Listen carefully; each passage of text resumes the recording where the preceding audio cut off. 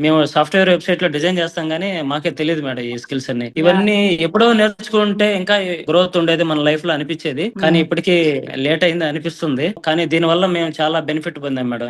ఎట్లా అంటే మనం కోర్సెస్ బీటెక్, ఎంటెక్‌లు చేస్తా ఉంటాము. అయినా సరే జాబులు రావట్లేదు. ఓన్లీ డిజిటల్ మార్కెటింగ్ నేర్చుకోవడం ద్వారా 10థ్ హ్మ్. క్లాస్ ఉన్నా, ఇంటర్మీడియేట్ ఉన్నా, డిగ్రీ ఉన్నా హ్మ్. ఇర్రెస్పెక్టివ్ ఆఫ్ ద ఎలిజిబిలిటీ అంటే సర్టిఫికేట్ లేకపోయినా మనం జాబ్స్ తెచ్చుకోవచ్చు మేడం. కరెక్ట్. ఎందుకంటే మీరే చూపిస్తున్నారు కదా!